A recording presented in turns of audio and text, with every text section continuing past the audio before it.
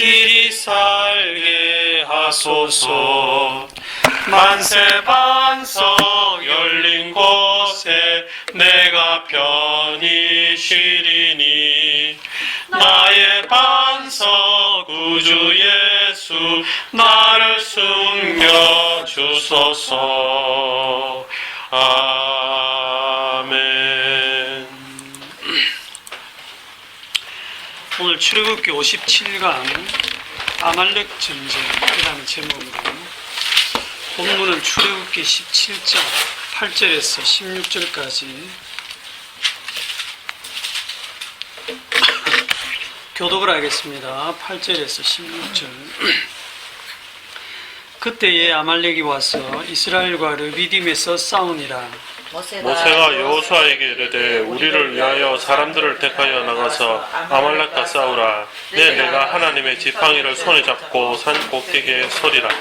여호수아가 모세의 말대로 행하여 아말렉과 싸우고 모세와 아론과 훌은 산꼭대기에 올라가서 모세가 손을 들면 이스라엘이 이기고 손을 내리면 아말렉이 이기더니 모세의 팔이 피곤함에 그들이 돌을 가져다가 모세의 아래에 놓아 그가 그 위에 앉게 하고 아론과 훌이 한 사람은 이쪽에서 한 사람은 저쪽에서 모세의 손을 붙들어 올렸더니 그 손이 해가 지도록 내려오지 아니한지라. 여호수아가 칼날로 아말렉과 그 백성을 쳐서 무찌르니라. 여호와께서 모세에게 이르시되 이것을 책에 기록하여 기념하게 하고 여호수아의 귀에 외워 들리라. 내가 아말렉을 없이하여 천하에서 기억도 못하게 하리라. 모세가 제단을 쌓고 그 이름을 여호와 니시라 하고 다같이 이르되 여호와께서 맹세하시기를 여호와가 아말렉과 더불어 대대로 싸우리라 하셨다 하였더라. 아멘. 아멘. 이미 다 알고 계시겠지만 소문이 얼마나 빠른지 벌써 창원에 이장호 목사님도 아시고 전화가 왔더라고요. 네. 범인이 누군지는 알겠어요, 대충. 누구? 범인이 누군데? 범인 그 친한 사람이겠지. 뭐 남옥자 권사님을 통해서 이렇게 전달됐으니까 그렇겠죠. 남옥자 권사님 아시지? 그래서 제가 근래 좀 혈변이 잦아서 지난주에 그 대장 내시경을 하고 보니까 그 직장암이라고 하는 판정을 받았고 뭐 초기는 아닌 것 같다 이런 얘기를 하는데 피조물은 그 닥치면 닥치는 대로 당하는 게 피조물의 입장이라고 했어요. 제 인생을 돌아보면 심심하진 않는 것 같아요.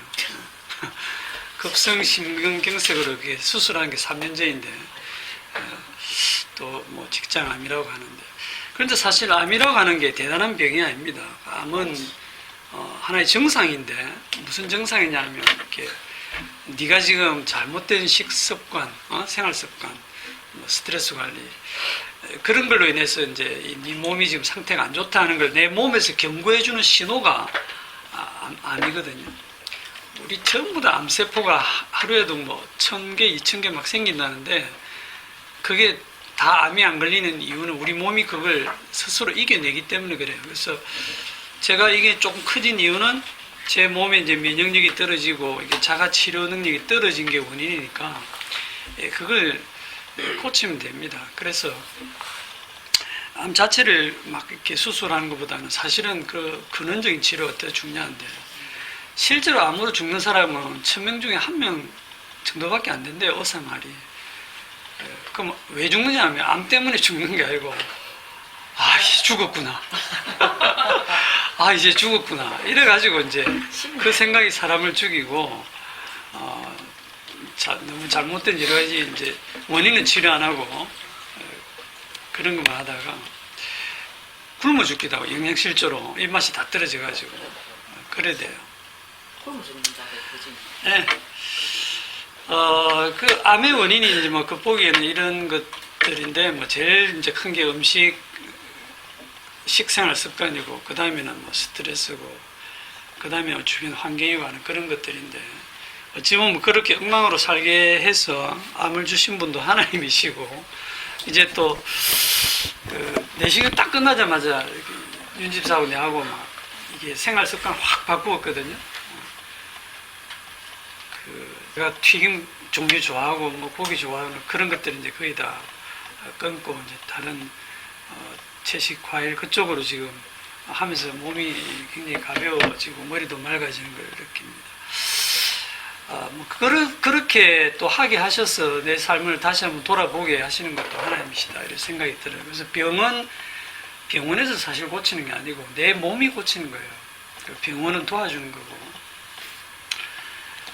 또 이번 기회로 또 윤 집사가 얼마나 지극정성으로 간호를 하는지 쉽게 죽기는 틀렸어요. 이미 알고는 있었지만 이제야 네가 나를 사랑하는 줄 알겠나 할 정도로 저는 놀랐어요. 얼마나 그 힘든데 그거를 그렇게 지극정성으로 이렇게 간호를 하는지 모르겠어요. 자, 이제 오늘 본문으로 가는데, 지난주 오후에 그 박봉락 집사님 그 질문에 대해서 제가 그때 간단히 답변을 했는데, 오늘 그 내용하고도 연결이 되고 해서 조금 더 보충해서 답변을 하려고 합니다. 그래서 지난주에 시험에 대해서 말씀을 드렸는데, 고린도전서 10장을 다시 보시죠. 고린도전서 10장에 보시면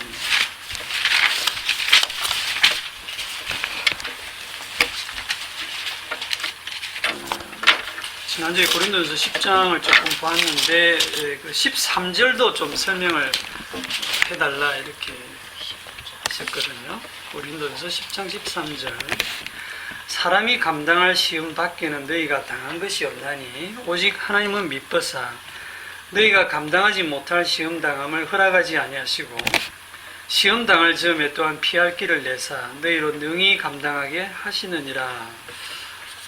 여기에 대한 해석인데요. 우리가 여기서 제일 마음에 드는 단어가 피할 길입니다. 그래서 이 피할 길이라는 단어에 딱 꽂혀가지고 일반적인 그 해석들이 다 뭐냐면 이 시험이라는 게 이제 우리 인생에서 당하는 어려운 고난, 어려운 문제 이런 것들이잖아요. 그런 일을 당할 때 피할 길을 주셔가지고 그런 고난을 안 당하게 해주신다. 그런 식으로 해석을 참 많이 해요. 그래서 열심히 신앙생활 잘하고 기도하고 이렇게 바르게 말씀대로 살면 이런 걸 전혀 안 당하게 해주신다. 이렇게 해석을 하고 우리는 그렇게 듣고 그렇게 알고 또 그렇게 믿고 싶었어요. 근데 문제는 이 시험을 누가 주시느냐 하는 거죠. 시험을 주시는 분이 하나님이세요. 그러니까 하나님이 시험을 딱 주셔놓고 그 시험을 딱 피해버리면 이건 앞뒤가 안 맞잖아요. 시험을 당하라고 주시는데 우리들 생각에는 악마가 시험 주고 하나님은 피하게 해주시고 악마하고 하나님하고 싸운다 생각하는데 그거 아닙니다. 마귀도 하나님이 다 부리시는 거예요. 하나님은요 우리에게 시험을 안 주시고 우리에게 어려운 문제를 안 주시는 그 문제를 해결해 주시는 그런 분이 아니고 없는 문제도 자꾸 만들어 주시는 분이 하나님이십니다. 그걸 알아야 돼요. 왜 그러냐면 성경에 보면 출애굽기 14장에도 보면 그 이스라엘 자손들이 그 광야길을 잘 이렇게 가는데 하나님이 이스라엘 자손에게 명령하여 돌이켜 바다와 믹돌 사이 비아이롯 앞 곧 바알스본 맞은편 바닷가에 장막을 치게 하라.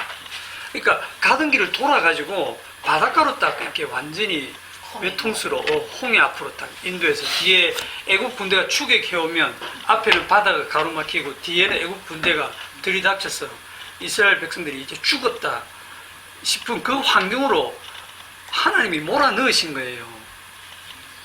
네. 한 달을 가도 하나님께서 그냥 미리 알아서 만나를 주시면 더 좋을 것 같은데 우리 생각에는 한 달을 가도 계속 먹을 문제를 해결 안 해주니까 결국 원망이 터져 나오니까 그때서 너희의 원망을 들어놓으라 이러면서 이제 만나를 주시잖아요. 그리고 하나님 말씀대로 행하고 그 노정대로 갔는데도 불구하고 물이 없는 곳으로 가서 원망하게 만드시는 거예요. 그래서 우리가 당하는 모든 시험과 문제를 일으키는 장본인이 하나님이시다. 하나님 도대체 왜 그러시나? 왜 그러시겠습니까? 그럼 즐겁죠. 맞아. 그건 아시지. 믿고 살기 조금 힘들어요, 요즘. 믿고 살기가 힘들어요. 자, 여기에 13절 피할 길을 내사 너희로 능히 감당하게 하시느니라. 뒤에 보시면 피할 길을 내사 너희로 안 당하게 하신다가 아니고요. 능히 감당하게 하시느니라.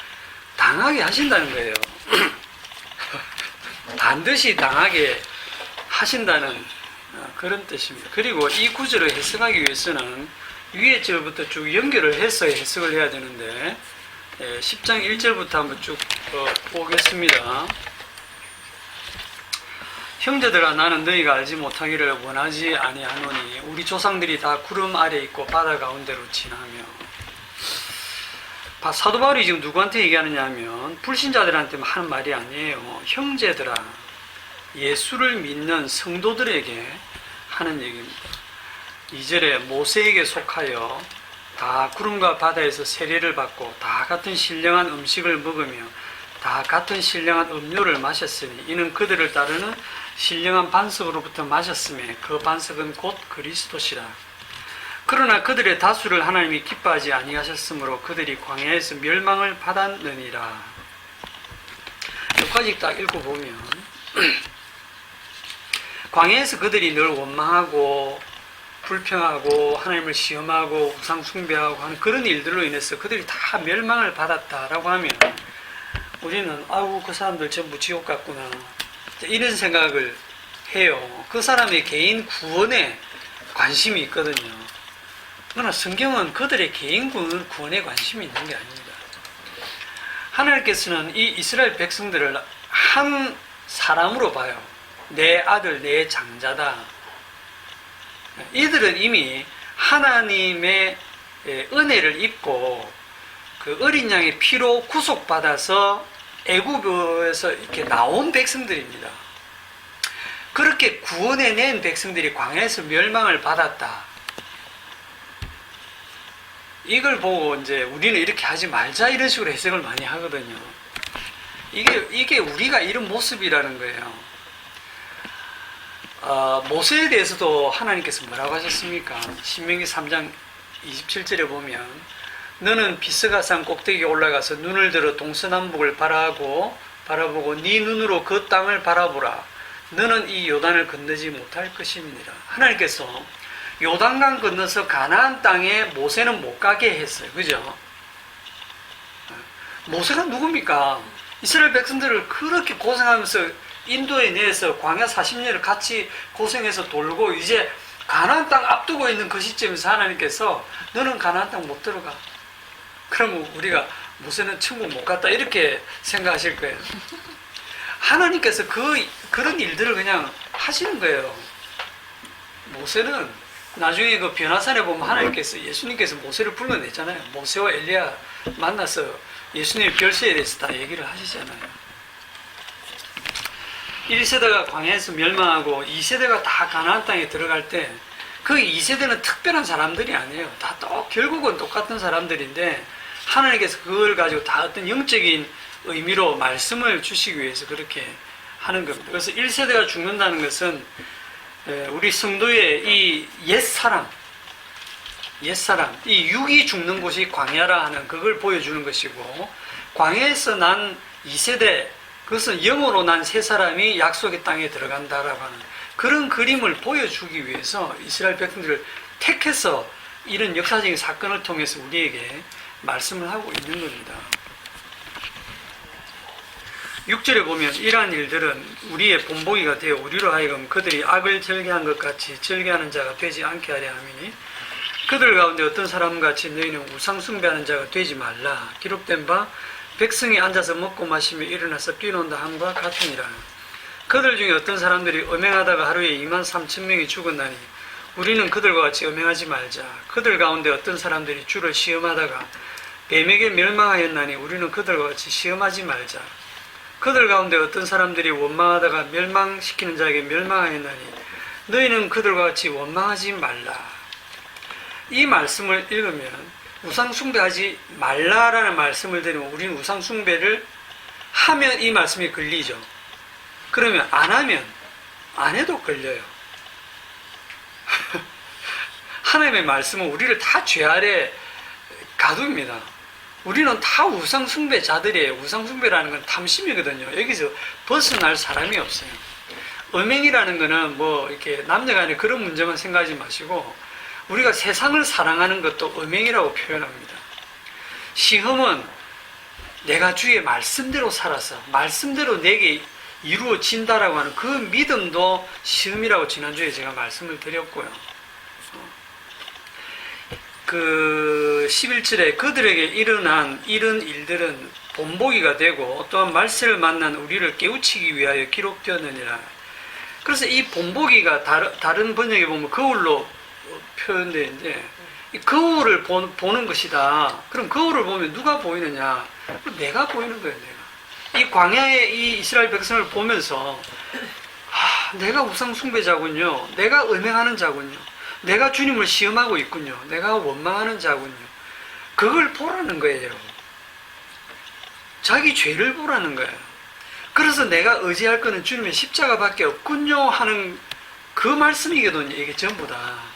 그런데 이 말씀을 보면서 해석을 어떻게 하냐면 우리는 그들처럼 우상숭배자가 되지 맙시다 이렇게 해버리거든요. 이미 주님의 십자가는 어디로 간 적 없고 지가 이 말씀을 지켜내려고 또 덤벼드는 겁니다. 12절에 그런 적 선줄로 생각하는 자는 넘어질까 조심하라. 이것도 번역이 참 오해하기 쉬운데 이 선줄로 생각하는 자를 영어 성경에 보면 Even if you think you can stand up to temptation이에요. Stand up to temptation. 시험에 맞설 수 있다고 생각하는 자 이 말이거든요. 나는 이런 시험에 맞설 수 있어. 나는 우상숭배 안 할 수 있어. 나는 음행 안 할 수도 있고 나는 이 말씀대로 주님을 시험 안 할 거야. 나 원망 안 할 수 있다고 이렇게 생각하는 자가 있니? 넘어질까 조심하라. 넘어질까 조심하라 이 말은요. 주님이 넘어뜨리신다 이 말입니다. 예? 주님이 그래 네가 그거 이길 수 있다고 생각하지 넘어뜨리십니다. 모든 일들을 일으키셔가지고 그러니까 이미 네가 넘어진 자임을 알아라는 거예요. 그걸 모르고 자기 주제를 모르니까 하나님께서 자꾸 사건들을 일으키시는 거죠. 저한테도 마찬가지고.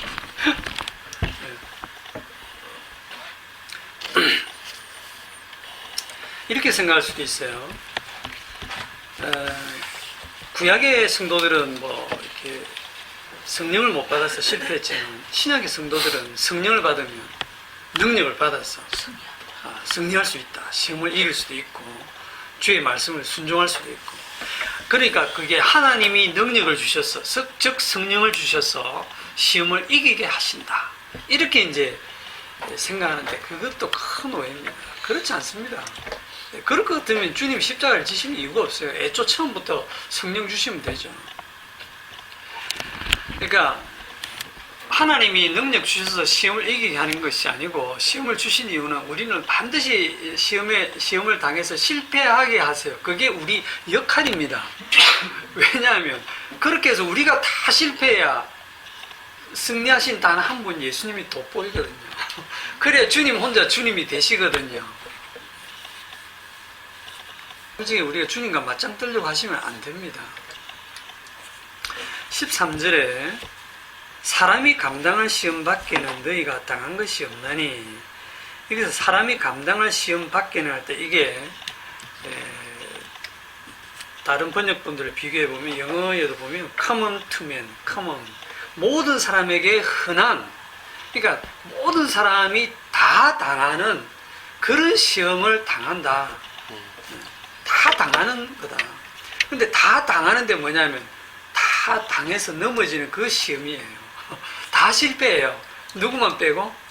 예수님만 빼고 다 실패하는 시험을 당한다. 오직 하나님은 미뻐사 너희가 감당하지 못할 시험 당함을 허락지 아니하시고 시험 당할 점에 또한 피할 길을 내사. 그래서 이제 이 피할 길에 대한 해석이 어렵잖아요.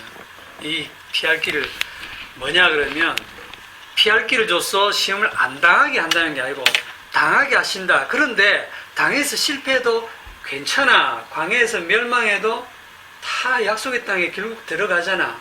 주님의 피의 공로로. 그 말이거든요.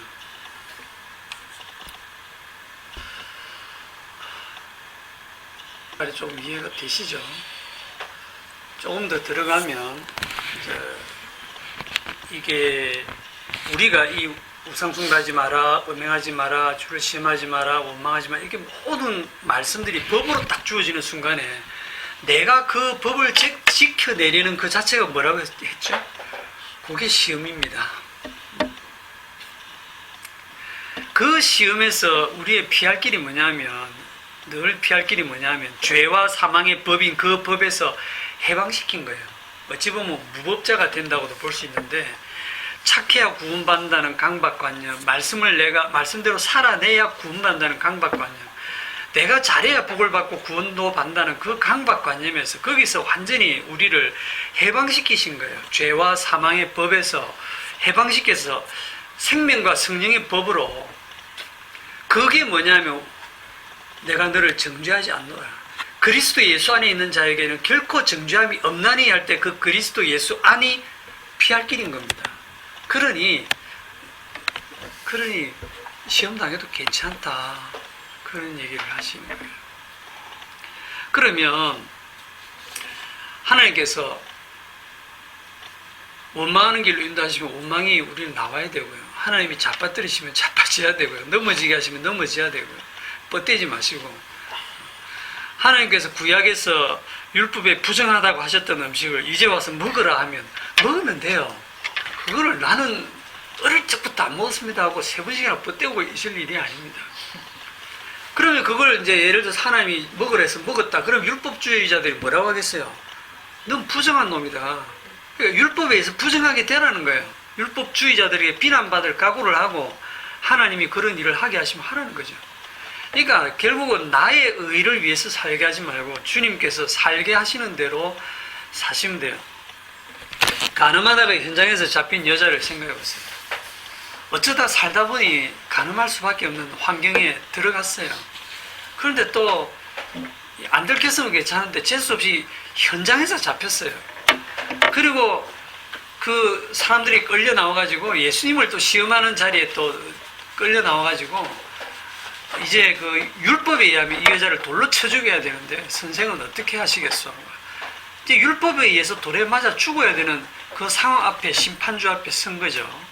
그 여자는 율법에 의해서는 이미 죽은 자예요. 그죠? 다른 판결이 나올 수가 없어요. 그래서 예수님이 율법의 법대로 하면 그 법대로 해라, 이러면 죽어야 돼요. 그 여자는. 그런데 율법에는 그렇게 기록되어 있지만 저 여자 불쌍하잖아, 이건 안 되거든요. 불쌍하니까 좀 봐주자, 이거 안 되거든요. 저 여자는 예쁘니까 좀 봐주자, 이것도 안 되거든요. 우리 사람들은 진짜 재판관들이 남자다 보니까 이쁜 여자는 약간 형량이 줄어든다는 통계가 있습니다. 못생기면 굉장히 법대로 처리를 해요. 못생긴 것도 억울하고. 그렇죠. 그러니까 구약에 보면 안식일에 나무했다고 율법에 따라 돌에 맞아 죽는 사람도 있는데 이 율법이 얼마나 참 지음한데요. 그런데 그렇게 간음해서 지금 돌에 맞아 죽은 마땅한 여자인데 주님이 너희 중에 죄 없는 자가 돌로 치라 할 때 그들이 다 양심의 가책을 받아 떠나가고 유일하게 심판할 수 있는 그분이 뭐라고 하냐면 나도 너를 정죄하지 않노라. 이게 피할 길입니다. 그런데 그렇게 주님이 말을 하실 수 있는 자격이 있는 이유가 뭐냐면 그분은 왜 그렇게 마음대로 법을 막 어기고 자기 마음대로 정죄하지 않는다고 하시느냐. 그분이 십자가를 지시고 심판주가 되셨기 때문에 아버지께서 아무도 심판하지 아니하시고 모든 심판을 아들에게 맡기셨는데 인자됨으로 말미암아 심판하는 권세를 주셨느니라. 그분이 말씀이신 그분이 친히 육신을 입고 이 땅에 오셔서 십자가에 죽으심으로 말미암아 그분이 깨어지심으로 말미암아 그 법을 십자가에 못 박으시고 죽으시고 우리 모든 죄를 다 담당하시고 부활하시고 승천하셔서 이제 보좌 우편에 앉으셔서 심판주가 되셨잖아요. 그 심판주의 고난을 지금 소급해서 이 여자에게 적용하는 거예요. 나도 너를 정죄하지 않노라. 그러면 이 여자는 이미 그 인생을 주님이 다루고 계셨던 거예요. 주님이 주대심을 증가하기 위해서 그 여자는 가늠할 수밖에 없는 그런 환경으로 휘말려 들어갔던 겁니다. 현장에서 잡혀야 했고요. 사람들 앞에 끌려와서 돌에 맞아 죽는 그런 위급한 상황에 그 모든 것이 주님이 버려놓은 판이에요. 거기에 그 여자는 그 역할을 한 겁니다.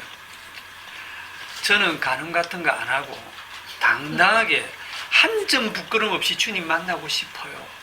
요게 진짜 이런 마음이 악마적인 마음이에요.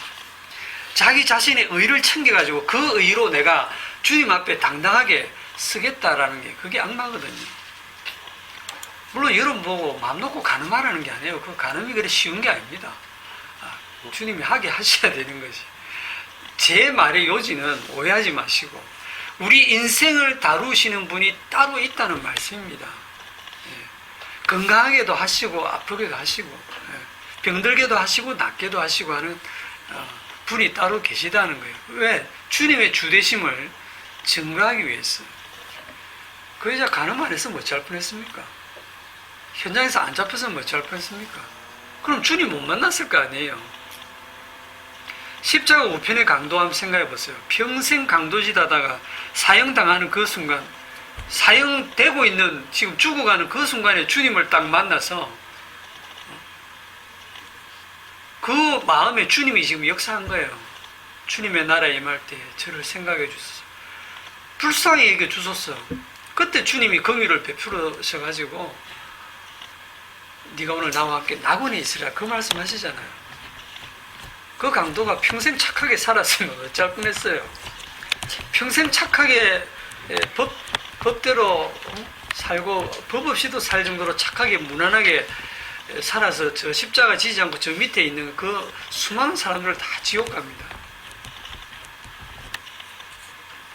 주님을 만나는 순간에 그 사람들은 깨닫게 돼요. 아, 주님이 나를 과거에 그렇게 가늠하는 여자로 살게 하셨구나. 주님이 나를 살인 강도로 살게 하셨구나. 이런 거는요, 윤리 도덕으로 백날 연구해도 절대로 답이 안 나오는 그런 내용입니다. 자, 이제 오늘 본문으로 들어가겠습니다. 출애굽기 17장이죠. 아말렉 전쟁인데요. 그 아말렉이 갑자기 등장해서 전쟁을 하는데,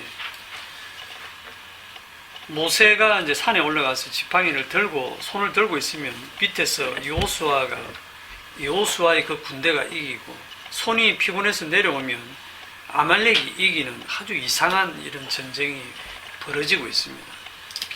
여기에 대한 이제 대표적인 잘못된 해석이 뭐냐면, 첫째로는 하나님을 믿고 기도하면, 하나님을 믿고 의지하면 이기게 해 주신다 요겁니다. 여기 아주 잘못된 해석이에요. 그래서 이걸 보면서 하나님을 믿고 의지하면 이기게 해 주시니까 힘든 일이 생기면 모세가 손을 든 것처럼 기도해라. 그러면 하나님이 이기게 해 주신다. 여기서 이기게 해 주신다는 게 뭐냐면 우리들이 생각하는 이긴다는 거예요. 우리들이 생각하는 이긴다는 게 뭐냐면 세상에서 남들보다 잘 되는 거. 생존 경쟁에서 옆집 아이는 좀 찌질한 대학 가도 우리 아이는 뭐 서울대학에 합격하는 그거, 직장에서 동기들보다 내가 더 먼저 승진하는 거, 이런 것들을 우리는 이긴다라고 생각하거든요. 근데 그렇게 생각하면 바로 모순이 생깁니다. 왜냐하면 여러분 자녀가 서울대 합격해도 서울대 수석 합격한 불신자 집 애도 있거든요. 하나님을 안 믿는 사람 중에 여러분보다 훨씬 더 잘 되는 사람이 한둘이 아닙니다. 더 많습니다. 그런데 이게 얼마나 말이 안 되는 어리석은 해석이에요. 하나님은 우리를 이 세상에서 잘 되도록, 이 세상에서 세상적으로 이기게 하시는 분이 아니에요. 오히려 그분 뭐라고 하시냐면, 너희는 세상에서 환난을 당하나 담대하라, 내가 세상을 이겨노라. 주님이 이겼다는 거예요. 주님이 이긴 그 이김 안에서 세상 그 자체를 우리가 환난을 당해도 이기게 하신다는 거예요. 그 이기게 하신다는 게 우리를 이기게 하시는 게 아니라 너희는 환난 당해도 괜찮다. 이미 내가 다 이겨 놓았다. 걱정하지 말고 당해라. 당해라. 그게 피할 길입니다. 또 다른 이상한 해석은 주로 이제 부흥에서 많이 듣는 해석인데, 예, 많이 들어보셨을 거예요.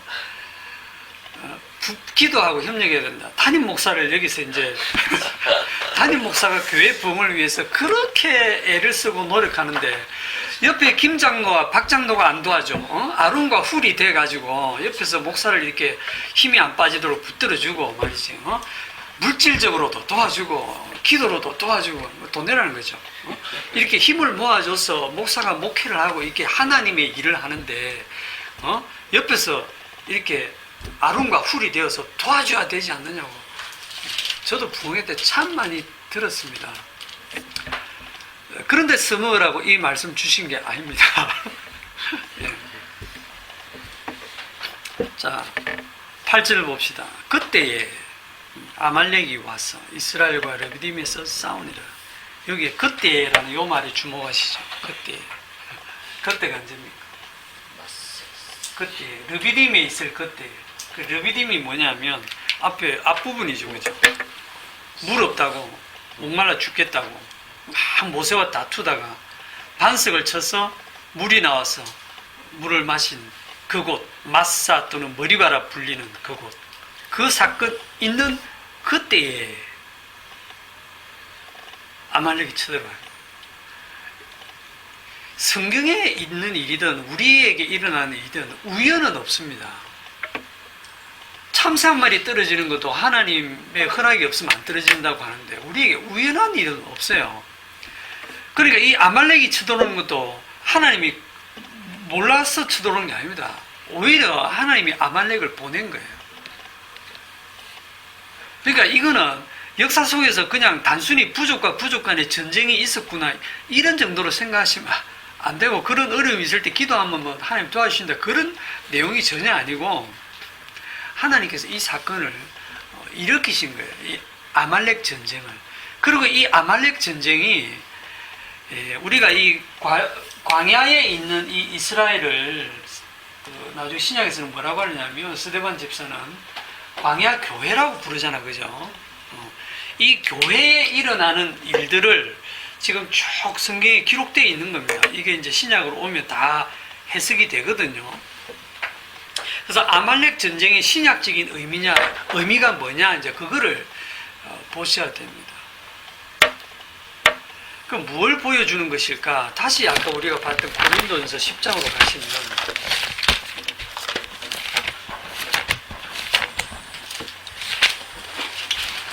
고린도전서 10장에 형제들아 나는 너희가 알지 못하기를 원하지 아니하는 우리 조상들이 다 구름 아래 있고 바다 가운데로 지나며 모세에게 속하여 다 구름과 바다에서 세례를 받고 세례받았죠.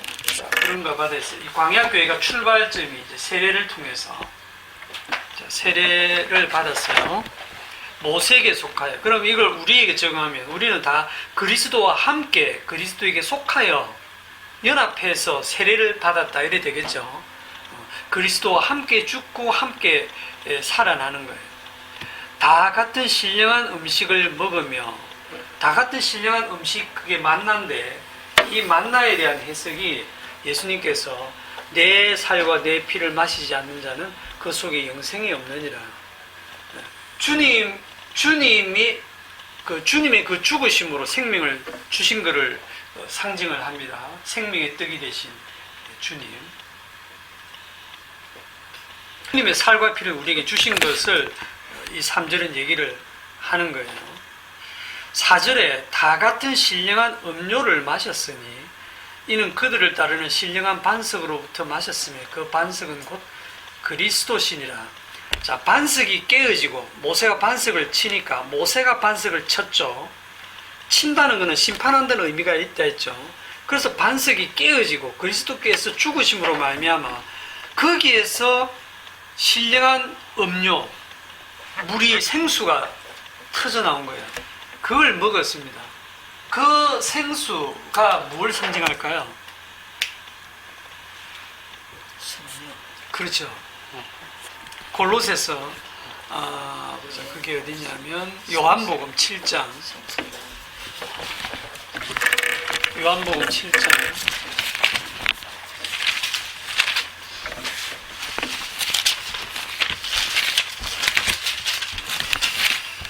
요한복음 7장 37절. 명절 끝날 곧 큰 날에 예수께서 서서 외쳐 이르되 누구든지 목마르거든 내게로 와서 마시라. 나를 믿는 자는 성경의 이름과 같이 그 배에서 생수의 강이 흘러나오리라 하시니 이는 그를 믿는 자들이 받을 성령을 가리켜 말씀하신 것이라. 예수께서 아직 영광을 받지 아니하셨으므로 성령이 아직 그들 가운데 계시지 아니하시더라. 그들이 받을 성령과 신부가 말씀하시되 누구든지 목마르거든 마시라. 값없이 와서 마시라. 그 계시록에 있는 말씀이죠. 그래서 그들이 깨어진 반석을 통해서 나오는 그 생수를 마셨다고 하는 게 이제 성령이 임했다, 성령을 받았다, 그렇게 볼 수 있습니다. 그러면 자, 순서를 한번 봅시다. 세례받고 구원받고 뭐 이게 시간 순서는 아니지만 동시에 일어나는 사건이지만 성령을 받았을 때 성령 받고 나서 성도에게 일어나는 그 전쟁, 그 아말렉 전쟁인데 그 전쟁의 의미가 뭐겠어요? 성령 받기 전에는 아말렉하고 싸울 일이 없었어요. 이스라엘이 출애굽하기 전에는 이스라엘과 아말렉과 싸울 일이 없어요. 출애굽했기 때문에 지금 광야에 있기 때문에 아말렉과 전쟁을 벌이는 건데, 그러면 성령을 받기 전에는 전혀 싸울 일이 없었는데 성령 받고 나서 우리 속에서 일어나는 그 전쟁이 무슨 전쟁이겠어요? 공고한 사람. 과 성령의 전쟁이죠. 성령과 육신의 전쟁이죠. 갈라디아서 5장. 그래서 구약 성경이 사실은 더 어려워요. 구약 성경을 보고 그 뜻을 알아내기는 너무너무 어렵습니다. 신약 성경이 차라리 더 쉽게 딱 까놓고 얘기를 하거든요. 구약이 더 영적이라고 봐도 돼요. 갈라디아서 5장. 신약에 답이 없으면 알 수가 없죠. 갈라디아서 5장 16절.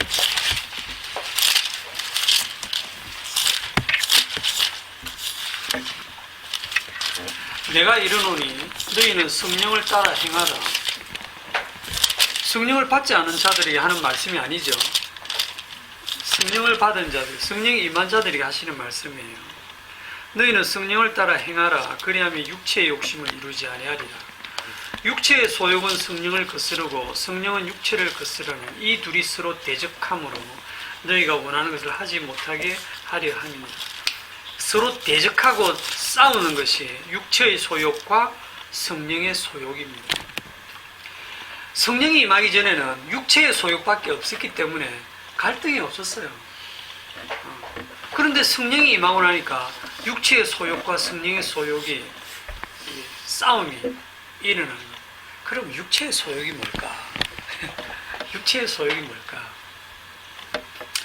육신의 정욕과 안목의 정욕과 이생의 자랑, 그런 욕망들도 다 육체의 소욕이죠. 그러나 지금 여기 갈라디아서에서 특별히 언급하는 육체의 소욕은 뭘까요?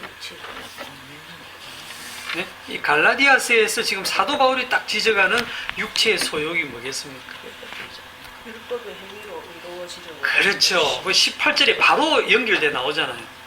너희가 만일 성령의 인도하시는 바가 되면 율법 아래 있지 아니하리라. 율법 아래 있고자 하는 그 욕망이 육체의 소욕이에요. 박 집사님 말씀대로 내가 율법으로 하나님 앞에 어려워지려고 하는, 요게 선악과 먹은 인간들에게는 굉장히 자연스럽거든요. 내가 말씀 지켜내고 내가 율법대로 착하게 살아내서 하나님 앞에 떳떳하게 당당하게 서고 싶다 하는 요 마음이 되게 기특한 마음 같지만 그게 육체의 소욕이에요. 그 사람은 십자가가 필요 없는 거예요. 그게 주님을 죽이는 겁니다. 그게. 너희가 만일 성령의 인도하시는 바가 되면 율법 아래 있지 아니하리라. 그러니까 선악과를 먹고 난 이후에 우리 인간들에게는 법이라는 게 딱 우리에게 만들어 오시기 때문에 나한테 법만 주세요. 예, 방법을 가르쳐 주세요. 이거죠. 법. 어떻게 하면 됩니까? 내가 할 수 있는 방법만 가르쳐 주면 내가 할게요. 그러니까 하나님께서 성경 전체 말씀 통해서 법을 얘기하시잖아요. 해봐. 법을 주시거든요. 그 법을 주심으로 말미암아 법을 좋아하는 인간들의 그 죄악된 모습들을 다 끄집어내는 거예요. 죄악된 모습.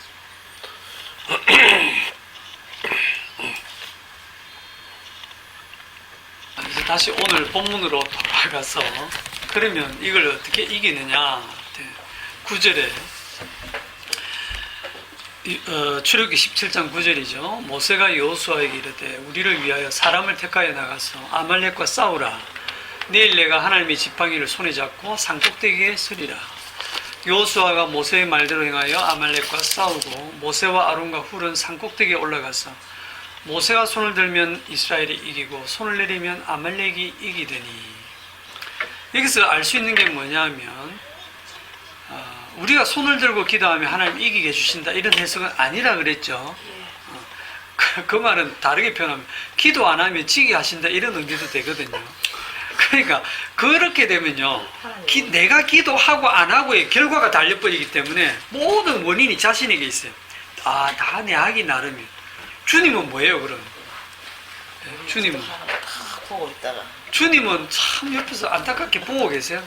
아유 기도해주면 좋을 텐데 기도만 해주면 내가 도와줄 낀데 그런 해석이 어디 있습니까? 그런 게 아니고 전쟁의 승패가 어디 있다는 겁니까? 지금 여호수아가 칼날을 들고 얼마나 무술 실력을 발휘해서 잘 싸우느냐 거기에 승패가 달려있지 않다는 거예요. 이 땅에서 싸우면 싸우는데 그 싸움의 승패가 어디 있다? 따로 있다는 거죠. 위쪽에 따로 있다는 거예요. 그냥 그걸 얘기하시는 거예요. 이미 승패는 따로 있다.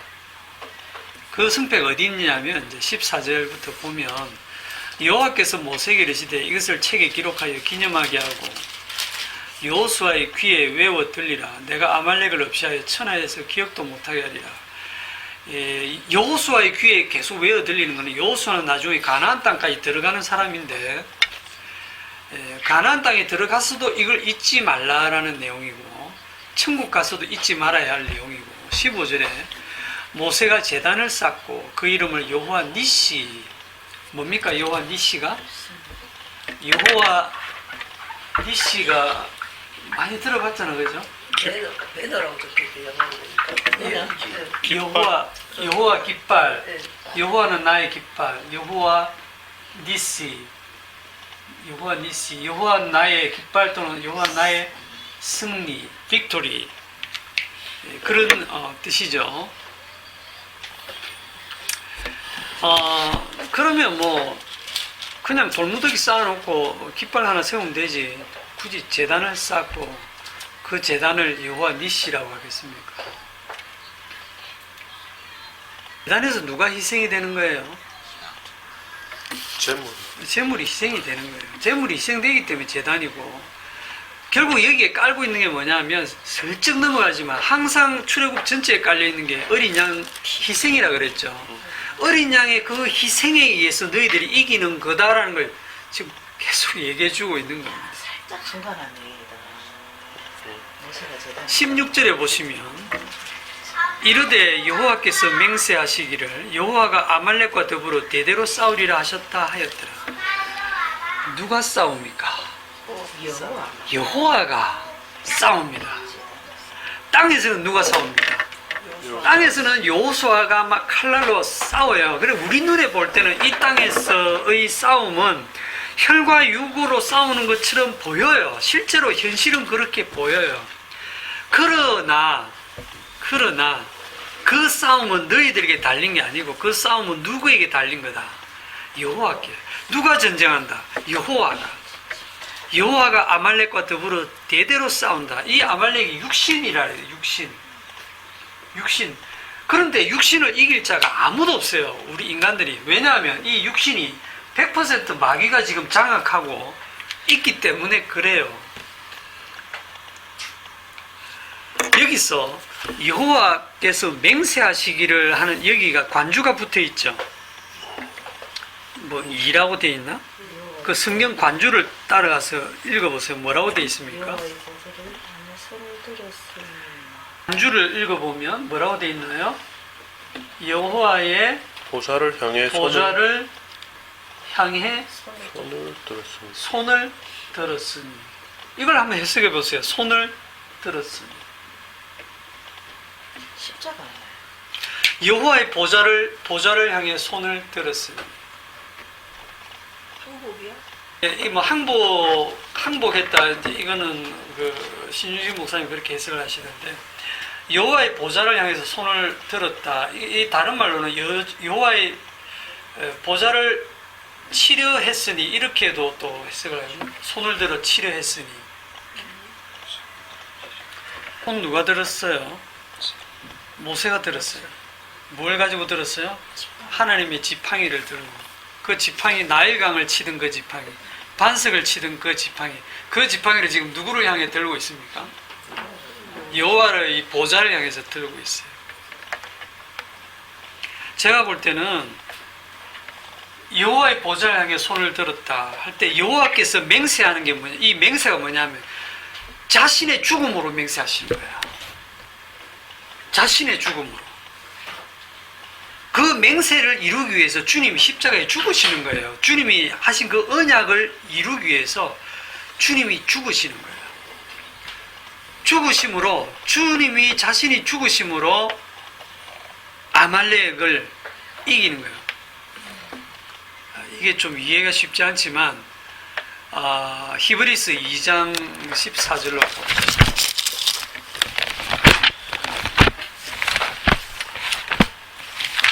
히브리서 2장 14절.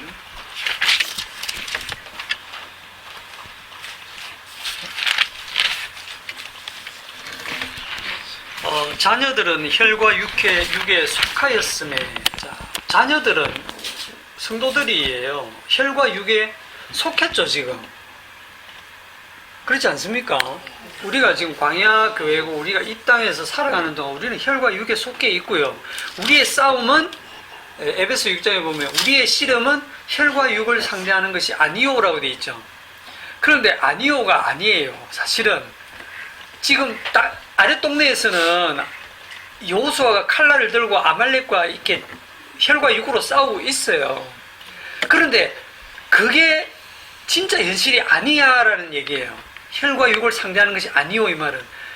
저 윗동네 통치자들과 권세들과 이 어둠의 세상 주관자들과 하늘에 있는 악의 영들을 상대하는 것이다. 그 상대할 때 그 상대를 누구 하느냐 하면 우리가 막 기도로 이겨내는 게 아니고 여호와가 싸우신다는 거예요. 여호와가. 어떻게 싸우시느냐 하면 그 다음 나오잖아요. 자녀들은 혈과 육에 속하였으며 그도 또한 같은 모양으로 혈과 육을 함께 지니심은 죽음을 통하여 죽음의 세력을 잡은 자 곧 마귀를 멸하시며. 주님이 혈과 육을 입고 이 땅에 육신으로 오셔서 십자가에 죽으심으로 그 죽음을 통해서 죽음을 이겨버리시는 거예요. 자기 백성들을 끌어안고 죽으신 거예요. 네.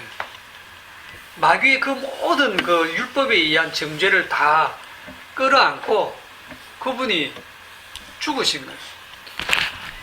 그런데 그 죽으심을 우리는 볼 때 실패했다 이렇게 생각할 수 있지만 그게 주님이 이기신 거예요. 십자가로 그들을 이기셨느니라 이렇게 되어 있거든요. 골로새 2장에 보면 제가 읽어드릴게요. 우리를 거스르고 분리하는 법조문으로 쓴 정서를 지우시고 제하여 버리사 십자가에 못 박으시고. 우리를 거스르고 분리하게 하는 법조문으로 쓴 정서를 지우시고 제하여 버리사 십자가에 못 박으시고. 십자가에 못 박은 게 예수 그리스도의 몸인데 여기 보면 법을 못 박았다 이래 돼 있죠.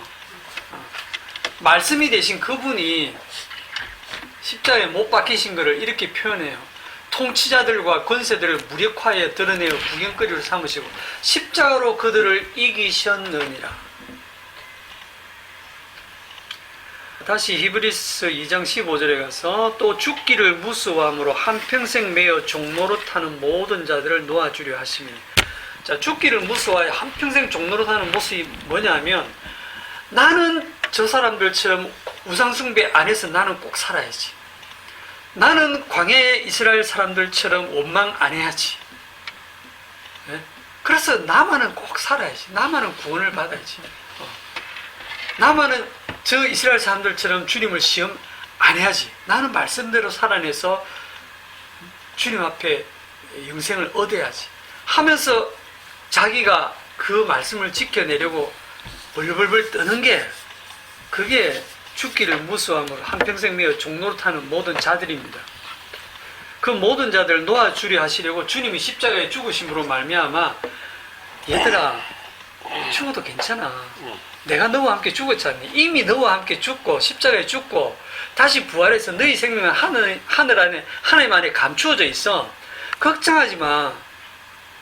그 얘기를 지금 주님이 하시는 게 그게 피할 길이고 이는 확실히 천사들을 붙들어 주려 하심이 아니라 오직 아브라함의 자손을 붙들어 주려 하심이라.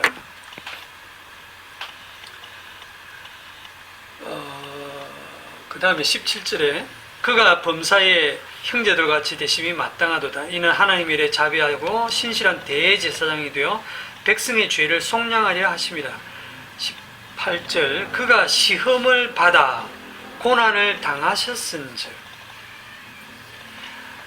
시험을 받아 고난을 당하셨은즉 할 때 이 고난이 뭐겠습니까? 십자가에 죽으시는 고난이에요. 죽으시는 거예요. 네. 할 수만 있으면 이 잔을 내게서 지나가게 해달라고 십자가 지시기 전날 그렇게 피땀 흘려 기도하셨지만 아버지의 뜻대로 내게 이루어지기를 원합니다 하면서 그 고난을 그대로 받아들이시고 십자가에서 죽으시고 십자가에서 버림을 받으셨어요. 그가 시험을 받아 고난을 당하셨은즉 시험 받는 자들을 능히 도우실 수 있느니라. 시험 받는 자들 능히 돕는 게 너희들의 시험 안 받게 해줄게가 아니고 주님이 가신 그 길을 성도들은 따라갈 수밖에 없는데 따라가더라도 괜찮다. 주님이 부활의 첫 열매가 되어서 거기에서 주님이 다 살려내신다. 이미 전쟁은 누가 이겼다? 여호와께서 승리하셨다. 여호와 니시 이 말은 여호와가 승리다 이 말입니다. 여호와 자신이 승리라는 거예요. 승리. 어떻게? 주님 그분이 맹세로 그분이 죽으심으로 십자가에서 이미 승리 이미 다 끝냈다 이면 승리하셨다. 주님이 우리한테 별도로 우리를 뭐 이기게 해주시고가 아니고 너희들 그렇게 실패하고 넘어지고 강야에서 그렇게 멸망당했다. 그 아무것도 아니야. 끝 괜찮아. 내가 이미 다 승리했어. 그리스도 안에서 결국 우리가 잘해서 천국 들어가는 건 하나도 없어요. 우리의 공로는 주님의 어린 양의 피 공로로만 들어간다고 하는 얘기가 성경에서 처음부터 끝까지 그 얘기를 하고 계십니다. 이것이 아말렉 전쟁의 의미가 되겠습니다. 오늘 여기까지.